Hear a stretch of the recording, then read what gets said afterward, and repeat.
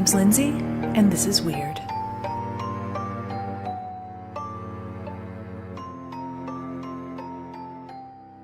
The howling wind pierces the silence of the landscape, whipping through the emaciated tree line, now rapidly blurring behind a veil of ice and blindingly white snow as you plod along, silent but unafraid. You know you're off course. You know you shouldn't be here, but you take one determined stride after another. You inhale deeply, and you can feel the frozen air in your lungs despite the sweat that is now dripping down your back. You exhale, your gait moving synchronously to the rhythm of your breath. Conversation with your companions has long since ceased, giving way to a quiet resolution, a commitment to endure, a shared tenacity rooted in camaraderie. It's isolated here. Lonely, but for the 8 friends accompanying you. Perhaps they too find comfort in the isolation as you have. The biting wind is merciless, but you and your team have been granted a reprieve by way of taking shelter for the night. Although you are 500 meters off course, rest is the priority this late in the day, and a smile plays about your lips as you anticipate the tent, warm with its food and its fellowship, and a blessed night of sleep. The temperature is dropping as darkness creeps along the barren slope, a penetrating minus 30 degrees Celsius, but you are now snug inside a tent in close quarters with your fellow adventurers. You can hear the wind churning about outside, but you are protected within the refuge, shielded from the unforgiving elements. Everyone has settled in, shoes placed neatly aside, journals, cameras, and clothing scattered about, and supper. You revel in the saltiness of the meat and the comfort it brings with it, a satisfying end to an arduous day. Here, you are safe. You are sheltered. You have spent dozens, perhaps hundreds of nights in tents just like this one, and never had you had any cause for worry.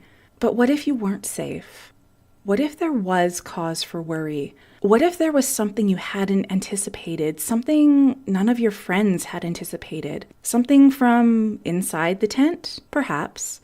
What would it take for you to leave the warm confines of the shelter, to abandon it in favor of the frozen darkness? What unknown, compelling force could possibly drive you to slash your way out of this protective haven and flee into the night toward certain death? Such questions have been asked by experts and lay people alike since 1959, when 9 experienced outdoorsmen and women failed to return from a rigorous journey through the Ural Mountains. 10 people had set out on a day not unlike any other, January 23, 1959, and by February 2nd, only 1 remained alive. The team of hikers kept detailed journals and frequently took photographs, but even with this abundance of accessible data, the mystery remains. As we open this giant can of complicated worms, I want to quickly thank everyone for their patience with this episode. We had a family emergency, which meant, and still means, many days in the ICU with a loved one. I'm truly grateful for your patience as this podcast schedule gets turned on its head for a while. The next few months may be a bit more sporadic in terms of release dates, just to forewarn you. And I would also like to thank Orson, a listener who encouraged me to do an episode on this story. It's by far one of my absolute favorite mysteries, and frankly, I had doubted my ability to tackle such a nuanced case. But all I needed was a little push, and here we are, so thank you, Orson. And finally, I want to acknowledge all the hard work that podcasters and researchers have done to lay the groundwork for the abundance of information we have today regarding the Dyatlov Pass incident. Specifically, the Astonishing Legends podcast, who waded through web pages and documents that hadn't yet been translated into English. I appreciate the hard work that everyone has put in thus far. If you haven't listened to Forrest and Scott's podcast, Astonishing Legends, yet, I highly recommend it, particularly episodes that they do about Dyatlov Pass. Coincidentally, I'm recording this episode on May 12th, 2018, and that just happens to be 59 years to the day that Ludmila, Alexander, and Nikolai were buried in the Mikhailovsko cemetery. Before getting into the what, when, where, and the why, we need to talk about the who, not the band, obviously. 10 people embarked on a journey from which only 1 returned. All of these people were students or former students, energetic and excited for what the future would bring them. They had families, prospective careers, lovers, and friends. The photos of them reveal them to be a group of friends not unlike my peers during my college days, vibrant and enthusiastic, occasionally goofy, but always curious. The group was headed up by 23-year-old Igor Dyatlov, for whom the incident is named. Igor was born January 13th, 1936. He was a promising engineer, a bright radio engineering student at the Ural Polytechnic Institute, also known as UPI. He had even designed the stove that the group used for warmth and cooking while out on the expedition. He was charismatic, athletic, passionate about hiking, and had a sterling reputation amongst the skiing community in the area. Alexander Kolevatov was born November 16th, 1934. He was raised by his mother and 4 sisters, his father having passed away when he was 10 years old. He was a student of nuclear physics and metallurgy and had moved to Moscow to work in a top-secret facility called the Ministry of Medium Machine Building. He later went on to work for the Research Institute of Inorganic Materials, producing materials for the nuclear industry. In 1956, he enrolled with UPI as a physics major, and he was known as being studious, methodical, and tidy, but he also enjoyed smoking antique pipes, possibly making him the first ever hipster on record. Alexander was 24 when he died. Nikolai Thibault-Brignol was born June 5th, 1935. He was born into a concentration camp for political prisoners, his father having been executed as a French communist during the Stalin years. He graduated from UPI in 1958 with a degree in civil engineering. He was well-read and known to be friendly and good-natured, helping anyone who required assistance, and he was 23 when he died. Rustam Slobodin was born January 11th, 1936, to parents who were both professors. He loved long-distance running, hiking, and, of course, expeditions. He was known as an honest and decent kind of guy, though quiet, and he enjoyed playing the mandolin and singing. He graduated from UPI in 1959, and he was 23 when he passed away. Yuri Doroshenko, he was born January 29th, 1938. He came from a poor family, eventually enrolling at UPI as a radio engineering student. He was a reputable hiker, having once ran at a bear with a hammer while camping. He dated Zina for a while, one of the 2 women in the group, and though they were no longer a couple when the Dyatlov Pass incident occurred, they maintained a friendly relationship. He was 21 when he died.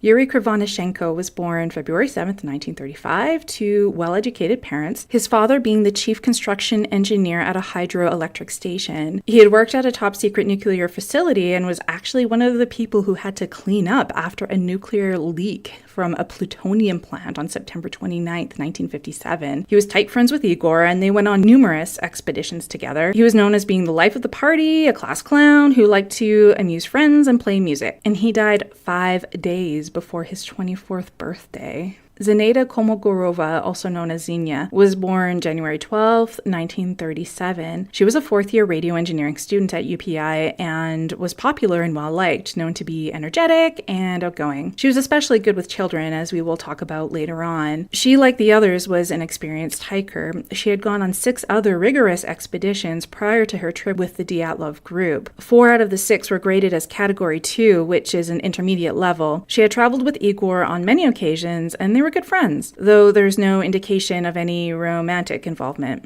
Yuri Yudin, the only survivor, described Zinaida as, "Everywhere she went, she filled the place with the pleasant breath of her soul." That's very poetic. She was 22 when she died. Semyon Zolotaryov, also known as Sasha, was the oldest member of the group, born February 2nd, 1921. He was in the armed forces through World War II and held 4 military awards. He graduated from the Minsk Institute of Physical Education in 1951 and worked as a senior tourism instructor. He was single, had gold teeth, and tattoos, which were common for Soviet soldiers who had served together for a long time, but not common for the general population. He died on his 38th birthday. On April 12th, 2018, his body was exhumed from the Ivanovsko Cemetery in Yekaterinburg after the location of his body came under scrutiny. Most of the other members of the group were buried in a plot reserved for UPI students, and since Semyon was not a student of UPI, he was buried in Ivanovsko instead. The problem is that there's no record of his burial in Ivanovsko or anywhere else for that matter. Semyon's body was identified more as a process of elimination. His mother had been told in April 1959 to come collect her son's belongings well before the bodies arrived in Sverdlovsk. By the time his body was taken to Sverdlovsk and examined, there was no one around to make a positive identification.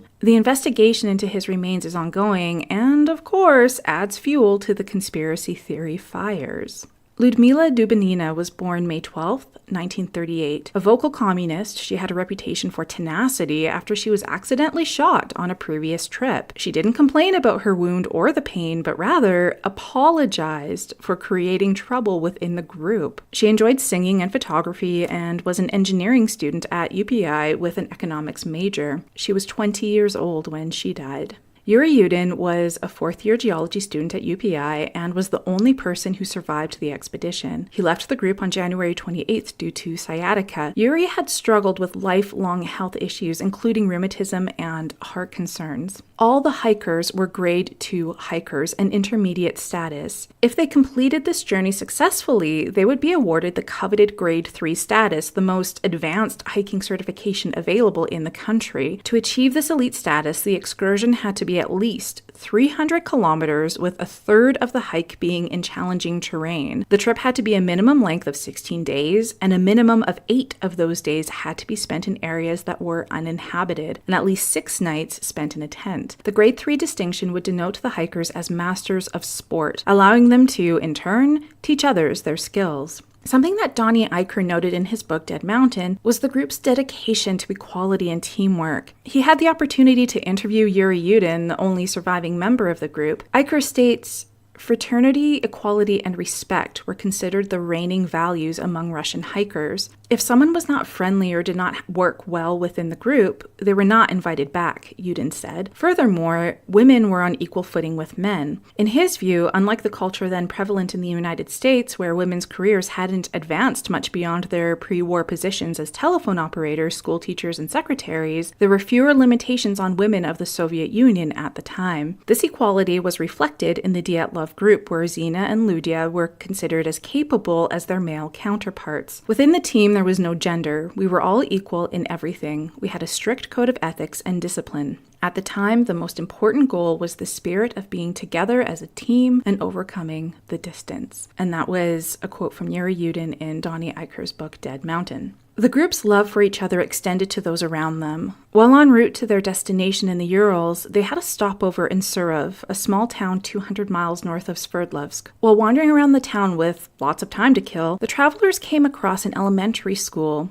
The group, desperately in need of rest, approached the school and agreed to talk to the children about their adventures in exchange for being able to seek refuge and rest in from the cold. The children ranged from ages 7 to 9 and were captivated by the hikers and their tales of adventure and peril. They sang songs with the children, who were particularly fond of Zina. Rested and lighthearted from their day at the school, the group made their way back to the train station and continued their journey, despite the children of school number 41 begging them not to go. I'm happy that Eicher included this anecdote in the book. It's easy to focus on the bizarre nature of this case and forget that these were real people who had personalities, talents, goals, and opinions. The story of the hikers with the children is a beautiful example of their zest for life and their desire to impart their enthusiasm to the future generation. The Astonishing Legends guys noted similar feelings in that the story becomes increasingly difficult to tell as you get to know the individuals involved. There's a lot of sadness here, fueled by speculation and the unknown. It makes what's to come that much more difficult. Everything started in dorm room 531 at the Ural Polytechnic Institute. The room was a flurry of activity as the hikers accounted for cameras and journals and food rations and all the necessary supplies required to survive such a difficult and dangerous trek. Once aboard the train that would take them to Surov, which is where they spent the afternoon with the school children, they encountered the 10th member of their group, Semyon, also known as Sasha. He was an acquaintance of Igor's who joined the party at the last minute after his plans to join a different group fell through. Although the group experienced mild distrust of the newcomer, they soon warmed up to him, and his place in the pack rapidly evolved to being as amicable and friendly as any of them. Krivonishenko was traveling with a mandolin, which provided entertainment for the hikers on their long journey. Eicher recounts a song called The Globe, which the hikers particularly enjoyed, and its lyrics are as follows. Our voices will carry on over mountain ridges and peaks, over February blizzards and storms, over vast expanses of snow. We will hear each other's song, though hundreds of miles lie between us. Though far from each other we roam, friends singing will beat the distance. Zina, in the meantime, chronicled her thoughts in her personal diary, questioning, I wonder what awaits us in this hike. Will anything new happen? After their stop at the school at Servov, the group transferred to Ivdel and then on to Vizay, the last place where the group could send any final communications before piling into a truck that would travel 3 hours through freezing temperatures to Sector 41, a work camp for woodcutters. Here, the group would rest in preparation for their fatal journey. The following day, they traveled 15 miles to the next settlement, stopping periodically to take photos and document their journey. In the cold moonlight, they approached an abandoned village. They set up camp for the night, but their focus quickly turned toward Yuri Yudin, whose health had steeply declined. Everyone agreed, Yuri included, that he couldn't continue with the expedition. There would come a point where there would be no turning back, so if he didn't resolve to depart his friends now, he risked dying on the mountain. A sentiment I'm sure that has plagued Yuri's mind for years to come. Yuri turned back as his friends moved on, not thinking for a second that this would be the last time he would ever see them. The remaining members of the expedition proceeded in their trek, encountering trees with Mansi symbols carved upon them, stopping to remove snow that had frozen to their skis, and, as per usual, taking photographs. Igor stopped to record his thoughts in the group's shared journal, thoughts unknown at the time that would become the last known words of the Dyatlov group. He wrote, "It is hard to imagine such a comfort somewhere on the ridge with a piercing wind hundreds of kilometers away from human settlements." And weirdos, that's it. That's the end. They set up camp for the night, 500 meters off course, and the rest is a complete mystery. The expedition was due back to Vizay, where they were supposed to communicate their arrival on February 13th, 1959. Although Igor's sister Rufina and family members of the other tourists had already raised the alarm with their absence, UPI remained complacent, maintaining that delays weren't uncommon. Anything could happen that might prolong a trip such as this: a twisted ankle, bad weather, faulty equipment. The director of the sports club at UPI, Lev Gordo, had been away, but upon his return was briefed about the absent party. Concurrently, a telegram was received from Vizay, which simply read, "The Dyatlov group did not return." A search party was quickly formed, but experienced challenges right from the beginning. The hiking commission didn't have a record of the Dyatlov route. The searchers knew where the tourists had last sent communications from, but after that, it was a shot in the dark. Consequently, the tent of Dyatlov and the other tourists was not discovered until February 26, over 3 weeks after it was later determined the group mysteriously died. Now, before getting into the theories about what happened, we need to talk about the scene and, sadly, the state in which the bodies were found. You would think that the more information that was discovered by investigators, the more we would know about what happened. In truth, the exact opposite seems to be the case. With every new clue came more questions, and with more questions came even fewer answers. The first thing that rescuers discovered was the tent, the empty tent. Boris Slobatov and his search party came across ski tracks presumed to be that of the Dyatlov group. Following the tracks led them to the tent February 26, 1959, on a 30-degree slope of Kolevatov. That's the mountain that they were found on. The tent was partially collapsed, though still intact, and a thin layer of snow had fallen upon it. The most notable observation, however, and one that confounds armchair detectives and researchers to this day, is that the tent was found to have slashes in it. These slashes, it was later determined, originated from inside the tent, not the outside. The official report of the campsite reads, "Campsite consists of a pad of flattened snow. On the bottom are stacked 8 pairs of skis for tent support and insulation. Tent is stretched on poles and fixed with ropes. At the bottom of the tent, 9 backpacks were discovered with various personal items, jackets, raincoats, 9 pairs of shoes. There were also found men's pants and 3 pairs of boots, warm fur coats, socks, hats, ski caps, utensils, buckets, stove, axe, saw, blankets, food, biscuits in 2 bags, condensed milk, sugar, concentrates, notebooks, itinerary, and many other small items and documents, camera and accessories to a camera. The nature and form of all cuts suggest that they were formed by contact with the canvas inside of the tent with the blade of some weapon, presumably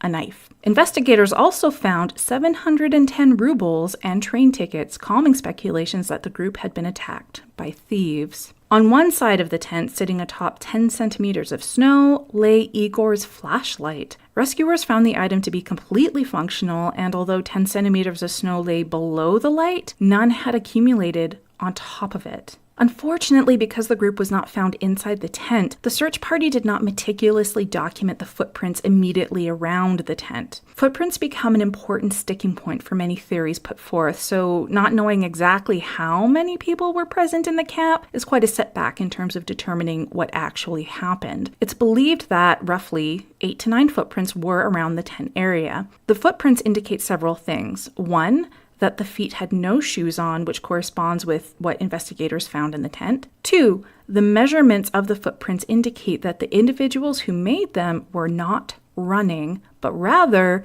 calmly walking away from the tent in single file. Given the contents found in the shelter, it was assumed that the tourists had left the tent without the necessary provisions to survive the sub-zero temperature of the mountain. The following day, February 27th, the first of the Dyatlov group was discovered, 1.5 kilometers away from the campsite.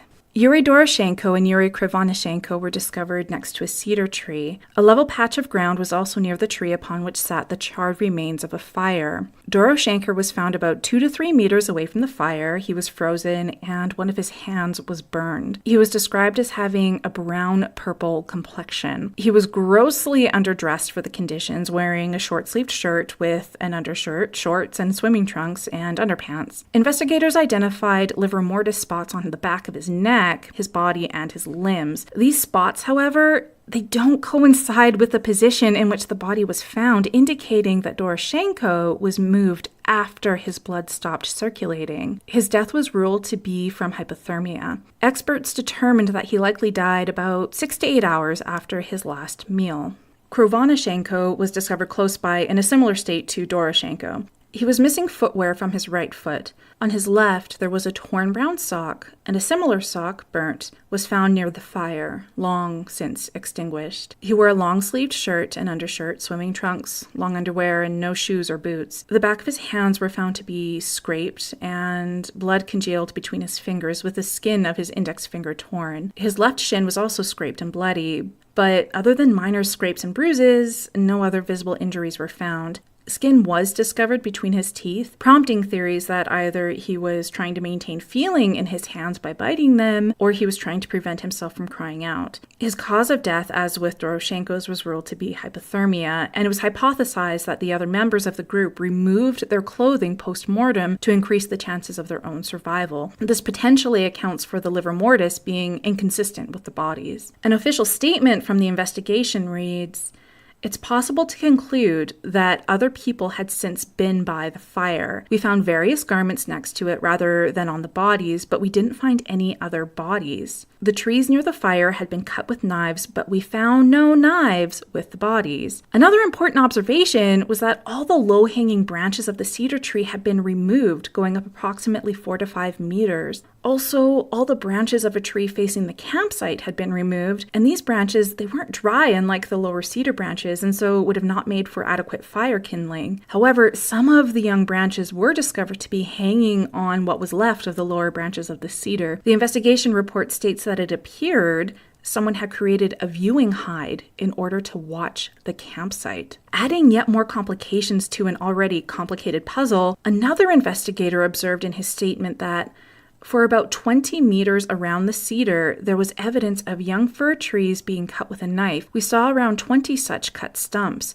but we didn't see any of the cut branches left, except for one. It isn't possible to imagine they were used to maintain the fire. First of all, they are not good for firewood. Second, around them were quite a lot of dry twigs and materials. So they were surrounded with dry wood that they could have used and didn't. In addition, other items were found near the cedar trees: 8 rubles, the cuff of a sweater, socks, a handkerchief which had been burned in places, and woolen scraps of various items of clothing. Several cedar branches were also discovered under Doroshenko's corpse.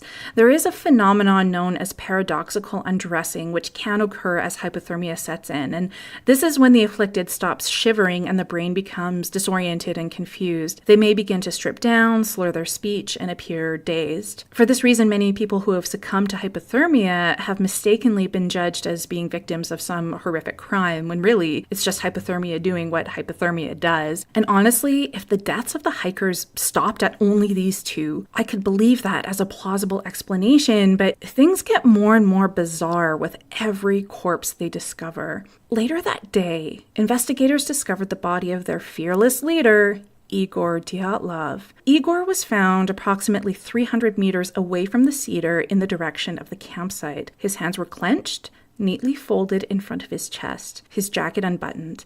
His complexion was, according to reports, bluish-red. He too was poorly dressed for the conditions, though notably in his pockets they found streptocide, medication used to prevent wounds from becoming infected. He had no shoes and wore mismatched socks, a cotton sock on his left foot and a wool sock on his right. He had superficial bruises and wounds, though he did have bruises on his metacarpophalangeal joints, an injury common to those who get into fistfights. It's essentially your knuckles. Yuri Yudin would later state that the shirt that Igor was wearing when he died was a shirt that Yuri had gifted to Doroshenko before he departed the group. Now, this supports the idea that the surviving members of the expedition disrobed the first of the deceased in an attempt to better protect themselves from the elements. Igor's death was also ruled to be hypothermia. The next corpse found was Zinaida. Her body was found 630 meters from the cedar tree, again going in the direction of the campsite. Her face and hands were discolored with hues of purple and red. She was clothed in a long-sleeved shirt, 2 sweaters, one of which was missing a cuff, 2 hats, and a checkered top. She was wearing several pairs of pants, sports pants, ski pants, a pair of trousers, and 3 pairs of socks. She was not wearing any boots or shoes. Her pockets contained 5 rubles and, according to DyatlovPass.com, a military-style protective mask. She too had severe bruising and abrasions to the knuckles of her hands,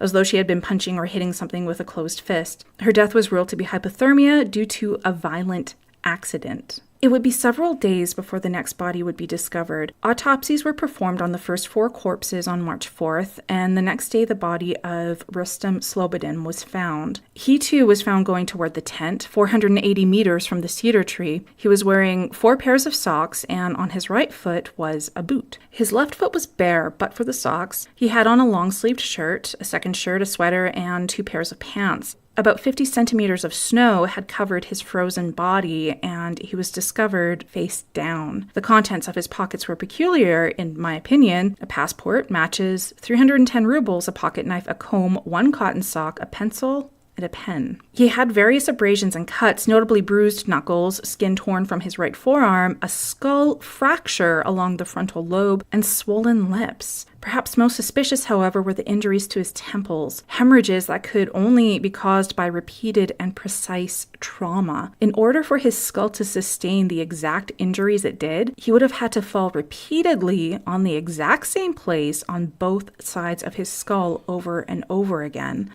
2 long months passed, and the last 4 hikers were still unaccounted for.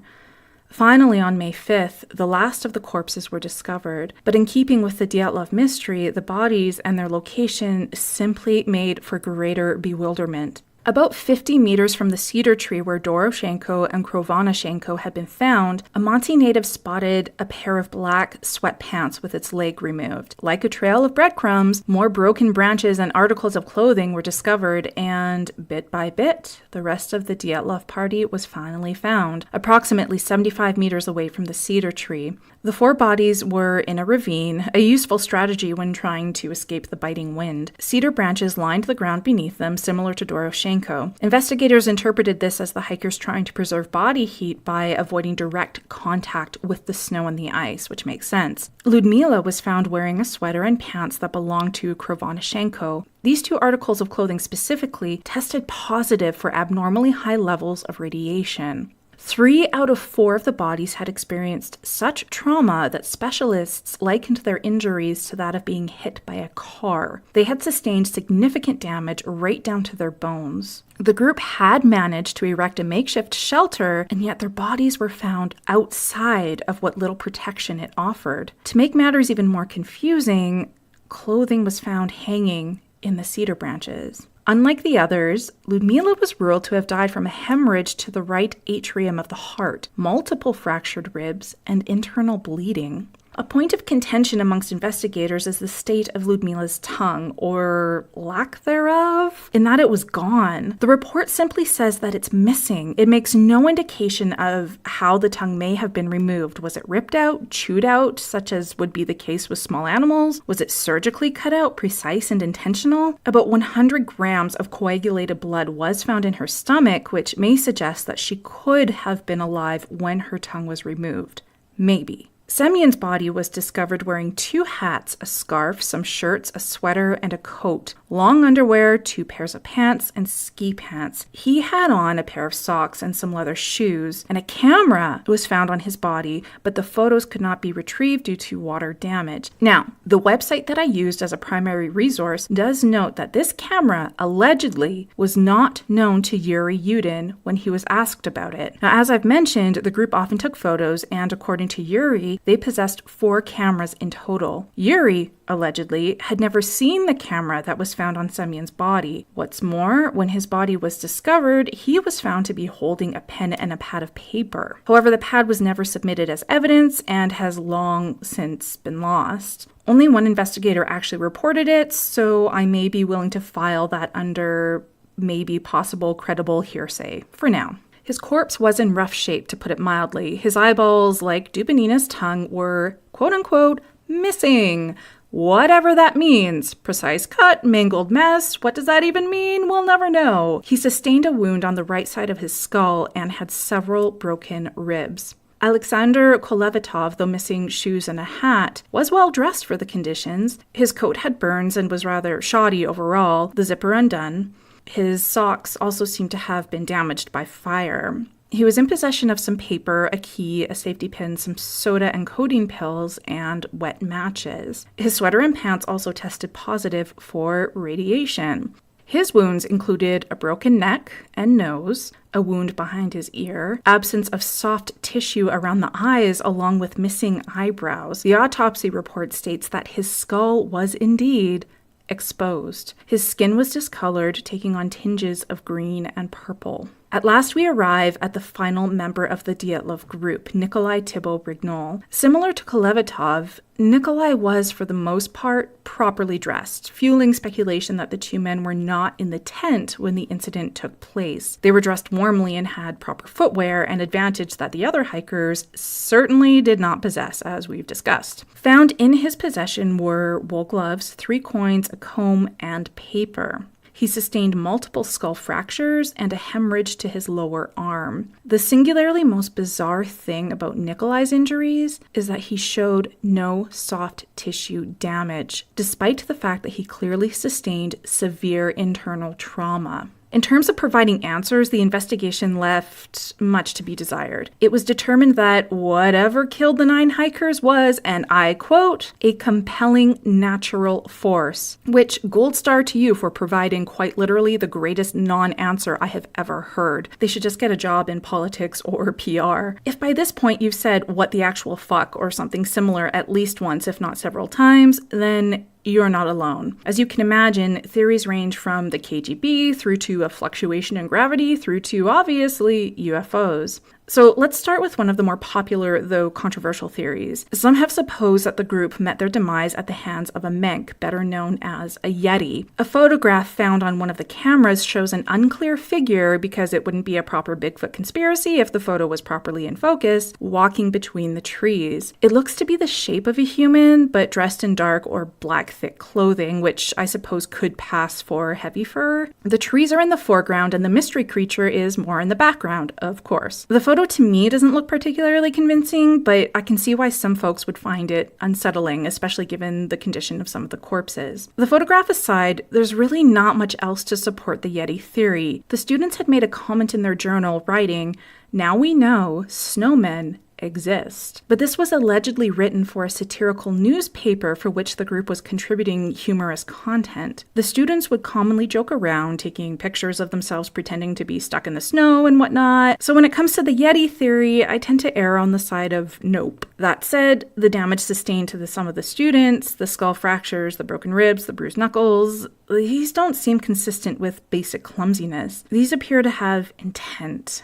which speaks to the idea of some form of attack. However, no unusually large footprints were found at the scene, and as far as I can tell, no reports of Yeti dung being found in or around the area have ever been filed. Another theory is that UFOs startled the group, inciting them to flee from their tent. I'll note here as well that UFO in this instance is not synonymous with extraterrestrial life. It simply refers to what the term literally means: unidentified flying object. In this case, it's entirely possible. A group of geologists witnessed glowing orbs in the sky approximately 70 kilometers from the mountains where the group was. The orbs, the geologists state, were heading in the direction of what's now known as Dyatlov Pass on February 1st. Soviet armed forces had been launching rockets from a local base around this time as well, but what I don't understand is why these orbs would have caused the group to cut their way out of the tent. Even if two of the members were outside the tent and alerted the rest of the group, why would they flee with no shoes or provisions? Also, the footprints show that they moved calmly and in single file. The footprints don't indicate that they ran from the tent in a panic. However, Lev Ivanov, who was in charge of the Dyatlov investigation, stated that he observed the tops of some of the trees had been burned, and that he was coerced into removing all references to UFOs from his report. In keeping with the UFO theme, let's talk about secret military operations. Rumors amongst the Mansi people had existed for years. Rumors of secret military bases, patrols spotted throughout the mountains and the forests, facilities carefully crafted into the rock face, all very James Bond. This all amounts to the theory that the Dyatlov group witnessed military testing, something they undoubtedly weren't supposed to see, causing the entire group to be exterminated and the crime scene messed with, which perhaps accounts for the bizarreness of what was found. The only issue I have with this theory is that it's, of course, entirely unverifiable. Of course, there's no government documentation that has been released to prove that secret testing was being done in the area, nor has anyone confessed to murdering the 9 tourists. It's pretty easy to say that it was the military when there's no way to prove or disprove the theory other than hearsay and vague testimony that kinda, sorta alludes to it. Still though, if we're looking for solid evidence that provides answers to every single thing found at that campsite, I doubt we'll ever find it.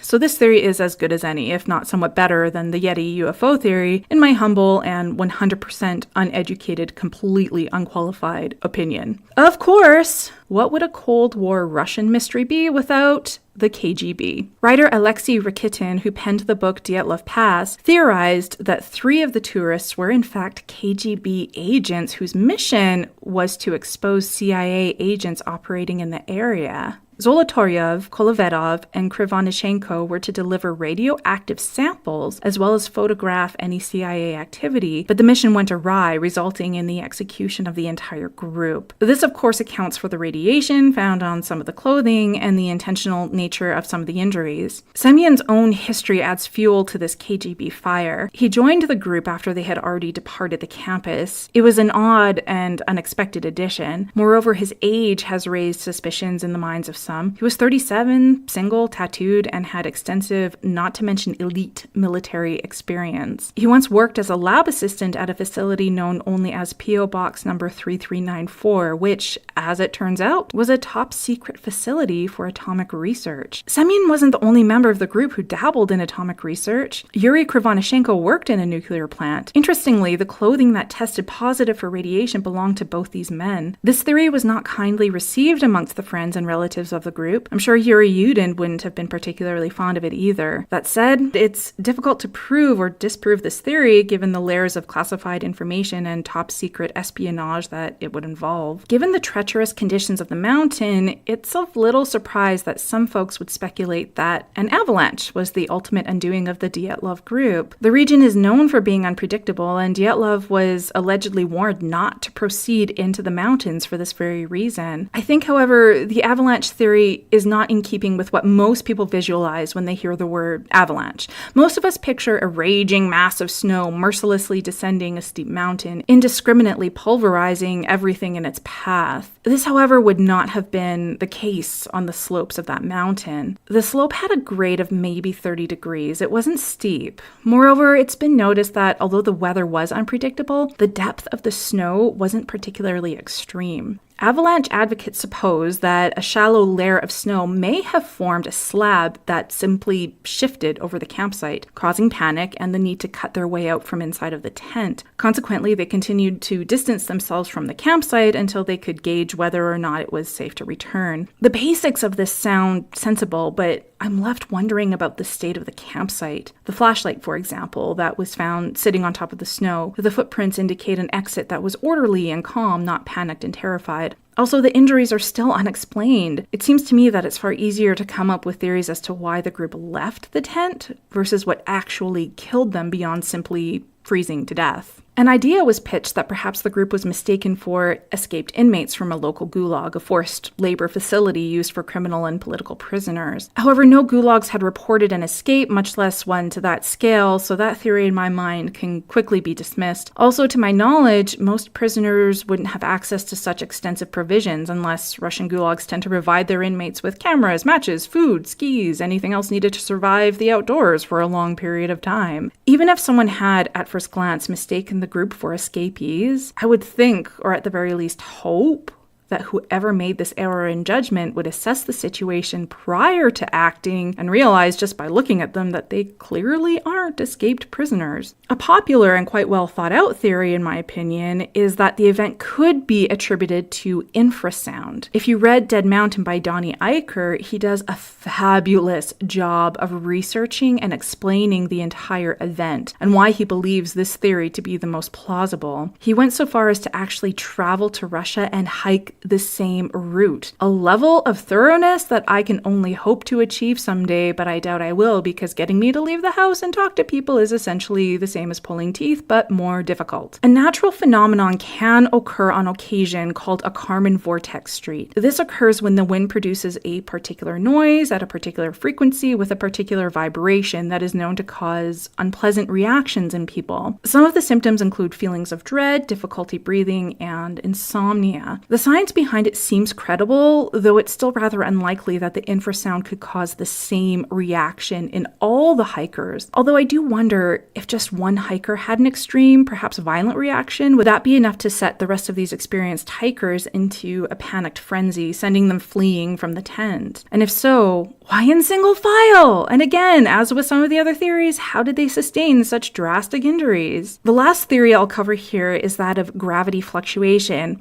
I like this series solely for the what the fuck factor. A physicist named German Urchenko, PhD, stated in regards to the area they had camped in, it formed a corridor of a kind in which Earth's gravity decreased. The tourists in the tent, sleeping or just getting ready, had time to undress. And then an unknown force began to lift them up off the floor and drag them into the direction of the corridor. The emerging tourists instantly pushed the tent from the inside, and since the pressure of their bodies still remained high, they received unexplained internal injuries, including broken bones. Some of the tourists died instantly, others remained alive for some time, but the bodies, once outside the tent, remained hovering in the air as though lying on a horizontal surface. In this position, the same force pulled them to the side. They flew one by one or in groups from the tent to be scattered on the slope and in the woods. When they were falling in the snow from a height, not being able to protect themselves, they received the injuries on their faces, which were disfigured. According to Urchenko, this type of phenomenon isn't entirely uncommon for that area, and that documented cases of this happening to livestock and wild animals do exist, and in abundance to boot. So I'll be honest, I really don't know what the fuck is going on. Each theory has its agreeable points, but each one seems to be so fantastic it's hard to believe. Or there's just too many holes. So I decided to take all the theories and mash them up together into one major mega theory, and that way we can all sleep at night. So here it goes. Semyon is a KGB agent who needs to photograph CIA activity. He knows where he needs to go in order to accomplish his mission, so he orchestrates the waylaying of the group, diverting them from their destination and sending them 500 meters off course so he can get closer to where he needs to be while avoiding suspicion. Igor decides to set up camp for the night, intending to get the group back on track the next day. They all settle in for the night, and Alexander, Kolevatov, and Nikolai decide to sneak outside for a cigarette. They had all promised to give up smoking and drinking for the trip, but what could the occasional cigarette hurt? They bundle themselves up and excuse themselves from the group, citing the need to relieve themselves. While outside, they notice strange orbs in the sky which seem to be getting closer. They alert the group, but the zipper is stuck. Like when you don't do up your jacket correctly and the zipper gets all fucked up. So the rest of the group can't get out. The tent is sliced open and they file out one by one to look at the orbs or UFOs or rockets or whatever the fuck they are, probably annoyed that they forgot their cameras inside. While outside, they hear the sound of what could be a distant avalanche, and so they move further away from the campsite just to be safe. A makeshift fire is lit since of course it's freezing, but the group isn't all that worried, believing that they'll be able to head back to the camp in no time at all. In the meantime, a goddamn Yeti walks into the camp like he owns the place, which, let's be real, he probably does, and so they can't exactly go back now. While they're stuck waiting for Bumble, the abominable snow monster, to move along, the Yuris pass away from hypothermia after climbing and falling from the trees to get more wood for the fire. The surviving members grab some of their clothing, and half of them head to the ravine for safety in case the Yeti is still milling about, and the other half cautiously approach the camp to see if Bumble is still bumbling around the campsite, intending to let the rest know if it's safe to return yet. A passing group of military personnel which had been tracking Bumble spots Igor and Zinaida heading back toward the campsite. They assume they're escapees from a nearby gulag, considering they were missing a bunch of clothing and didn't look particularly well equipped. There's a skirmish, Igor and Zinaida fight back, which causes the bruises on their knuckles, but being outnumbered, they succumb to their attackers and die. The soldiers realize their mistake and get the fuck out of Dodge. Rustam, unfortunately, runs into Bumble while trying to get back to the campsite, who throws him around for a while like a far less fortunate Yukon Cornelius, which accounts for the extreme and repetitive head injuries. The Yeti wanders off, and that's it for him in this story. The surviving members of the group have now made it to the ravine where they've built a makeshift shelter. They're hanging out inside when the infrasound occurs, causing them to exit the shelter like Event Horizon Snow Edition. While outside, there's a gravity fluctuation that causes severe internal injuries. After the fluctuation, they're alive, though incapacitated. The CIA operatives that Semyon was meant to photograph happen upon the group, and knowing that they can't allow them to remain alive lest they say something, they remove Ludmila's tongue and Semyon's eyes, because who doesn't love obvious symbolism? And they also ensure that Semyon's camera sustains water damage so that whatever he captured on his film is destroyed. The operatives wait for the survivors to die, and because they also wanted to track Bumble, since competing for the same objective seems to be something that happened a lot during the space race, they fucked up the scene and removed any lingering signs of the Yeti in case their competitors happen to discover the massacre and see a giant Yeti poop beside a shack-sized footprint, thereby confusing the rest of us forever and ever and ever. There's a few more theories we could include in this. Shrooms, a faulty stove causing smoke to billow within the tent, but really, no matter which way you skin it, every theory has its upsides and its downsides. Although the truth won't be nearly as extreme as the mega mind-bending mental gymnastics I just did, it wouldn't surprise me if whatever happened to the campers on that mountain was a combination of a few different factors, coming together to take the lives of 9 young hikers. Upon learning that the hikers never returned from their expedition, the children of school number 41 wrote letters to UPI wondering what had happened to their new friends. Yuri Yudin, according to Donnie Eicher, received one such letter, but lost for words, he didn't have the heart to write back.